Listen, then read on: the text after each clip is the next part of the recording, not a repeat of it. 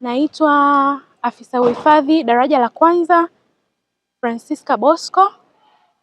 Kwa niaba ya kamishna wa uhifadhi, management na watumishi wote wa Shirika la Hifadhi za Taifa Tanzania, leo hii tuko hapa tumewatembelea wafungwa wa Gereza Kuu la Arusha, ikiwa ni sehemu ya maadhimisho ya Sikukuu ya Wanawake Duniani na kurudisha kwa jamii. Kama mnavyojua, mwezi huu ni mwezi Machi, ni mwezi wa wanawake.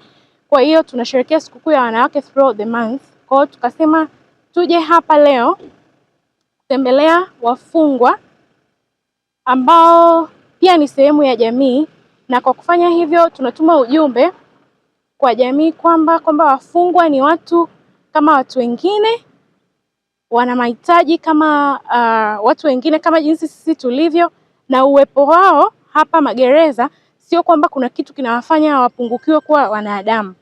Kwa hiyo tumeleta vitu mbalimbali kama mnavyoona, tumeleta pampers kwa sababu kuna wafungwa ambao wana watoto, tumeleta taulo za kike, tumeleta sabuni, tumeleta nguo, tumeleta viatu na mahitaji mengine muhimu. Lakini pia tunatuma ujumbe kwa jamii na tunatoa wito kwamba wawe na tabia ya kuweza kuja huku magerezani kuwatembelea wafungwa, kwa sababu ni kweli wako ambao wanakaa hata mwaka mzima probably hawajatembelewa. Kwa kufanya hivyo tunagusa maisha yao na tunawaonyesha kwamba na wao ni watu, na hapa walipo wako tu chuoni, na siku ambao watatoka mahali hapa na kurudi kwenye jamii wataweza kuwa na mchango bora katika jamii yetu. Kwa majina naitwa mrakibu mwandamizi Martha Nchimbi, ni mkuu wa sehemu ya wanawake. Kipekee napenda kutoa shukrani kwa kitendo hicho ambacho mmekifanya kuwakumbuka wenye uhitaji.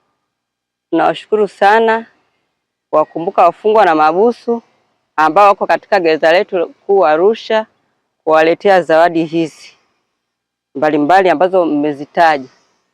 Mungu awabariki kwa kile mlichokitoa, Mungu akawazidishie ili muweze kupata zaidi na zaidi.